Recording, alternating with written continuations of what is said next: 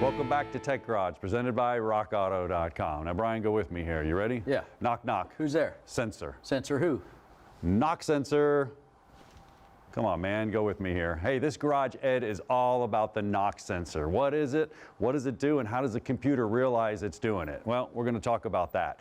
Knock sensor is actually a piezoelectric generator. It creates its own voltage. It's pretty cool. And I'll show you where it is. It's located here in the coolant jacket. So what's happening is it's stuck here in the coolant jacket. I got a little demo set up here.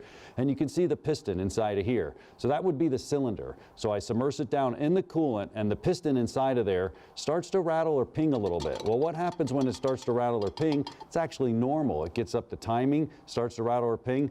It's so sensitive, it senses that, and you know what it does? Retards the time and it backs it up. So why do we have one?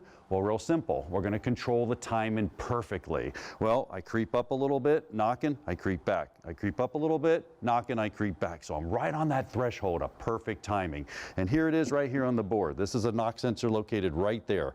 And what's happening is it's reporting over to the computer, and the computer then sends it to the electronic control module or something going on with the timing where it can actually retard and advance a spark.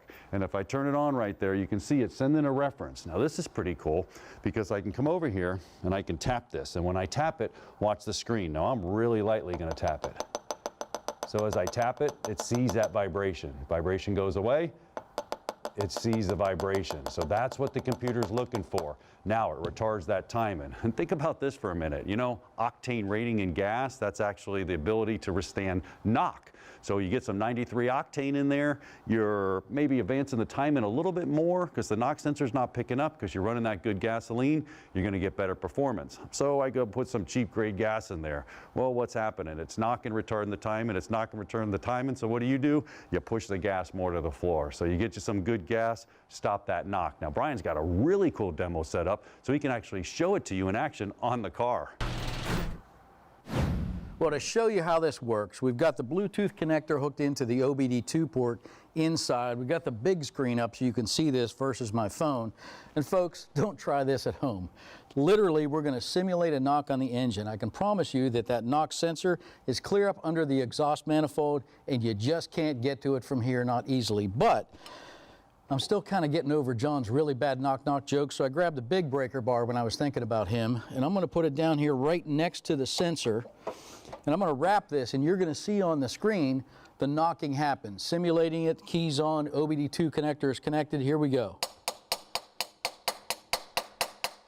Now, when you think about the crankshaft in motion, the connecting rods, the pistons, all of that mass and high-speed motion under there, it doesn't take a whole lot of knocking to be able to detect that vibration on the vibration monitor that is called the knock sensor. That's what it's all about. Now, what causes that?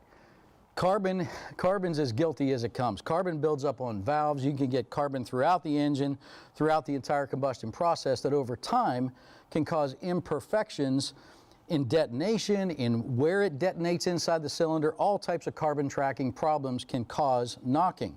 How about spark plugs? Have you put in spark plugs recently? Was it knocking before that? If you have, did you have them gapped properly? Are you using the right spark plugs? So many things can be a culprit in this space. Remember the old days when the distributor, when you would advance or retard the timing, you would turn the distributor? That's what your ECU is doing multiple times a second, real time, to keep the knocking and keep the ignition timing just perfect.